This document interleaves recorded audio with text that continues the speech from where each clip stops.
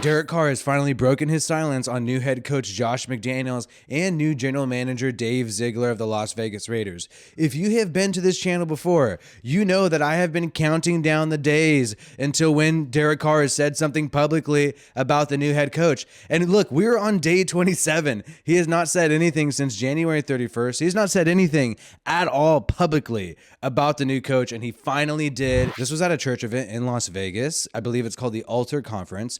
Derek Carr finally made some comments. He said they've been super awesome. They've been great. He says, I'm just looking forward to getting to know them. We're doing the whole business relationship thing, but hopefully we can get our families together and start getting to know each other and start building that unity we had last year. Interesting comment, still holding on to the value of what the team had last year in terms of bonding and unity. But I believe the far more interesting comments was when he alluded to his contract. Obviously, we're all worried about what's going to happen with Derek Carr in the future. Is he going to get $40 million a year? Will he take a team-friendly deal? And he actually hinted at maybe getting Davante Adams. Now, we're going to talk about this in a second, and then I'll show you in the ways in which he did do this. Davante Adams has been the only player that Carr has publicly spoken about and said, hey, I would buy him a car to get him to this team. So let's keep that in mind as we look at these upcoming comments. Now, with regards to his contract and getting $40 million a year, Carr talked about how that amount of money would be useful for him because he'd be able to spread it around the world. So he says, I'll do what I can to continue to bless my family and bless people all around the world.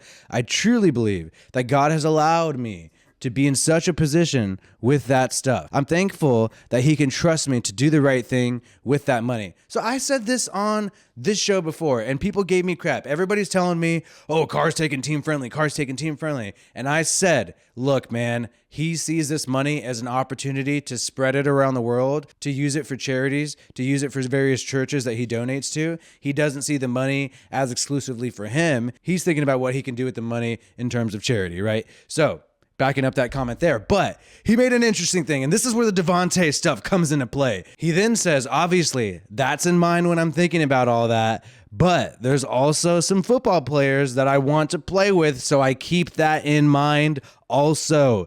Yes. Let's freaking go. So what does that mean? That is, he said, hey, I want to get $40 million a year. I want to spread it around the world. I want to give to different charities. But at the same time, the one guy who he's spoken publicly about, the one guy who he said, hey, I want to play with this guy for sure. I'd even buy this guy a car.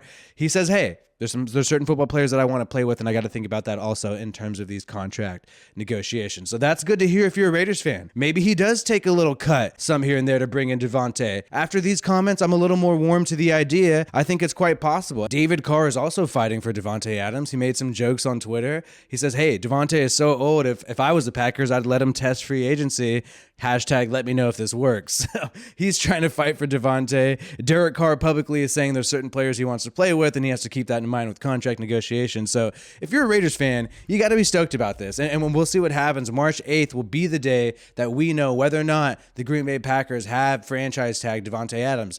And the Green Bay Packers have not franchise tagged a player in 10 years. And the GM just recently said that's not something he wants to do. So leaning in the direction that they either get an extension done in Green Bay or Davante straight walks and tests free agency and hopefully comes to Vegas. And it seems likely. Also at this conference, there are some interesting characters there. Metallica was there, and you see this picture with David and Derek, and also there is none other than Deuce Gruden. Yes, Deuce Gruden was there in the mix, hanging out. Great to see him, the son of John Gruden, former head coach.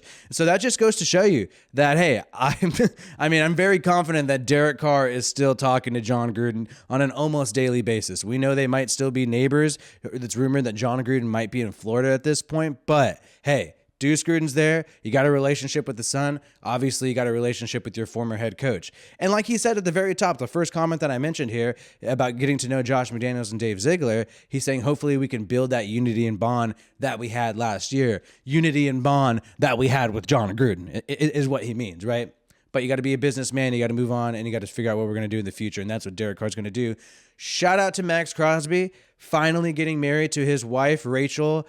Kind of weird. Rachel is also my mom's name. I guess I'll bring that up. But anyways, shout out to them. They are getting married. So give Max Crosby a congratulations. Getting married, that's always a fun thing that people do. And Derek Carr was congratulating him on that on Twitter as well. Another thing on Twitter that was really interesting, Yannick Ngakoue doing some recruiting. I said on this show a little while ago, look out for Calais Campbell to the Raiders because he is 35 years old. He's going to test free agency. He played with Yannick Ngakoue before. He likes Yannick Ngakoue. When Yannick Ngakoue signed with the Raiders, Calais Campbell said the Raiders got a real one. And then you got Ngakoue on Twitter saying, Calais Campbell, come to the dark side. Come to the dark side.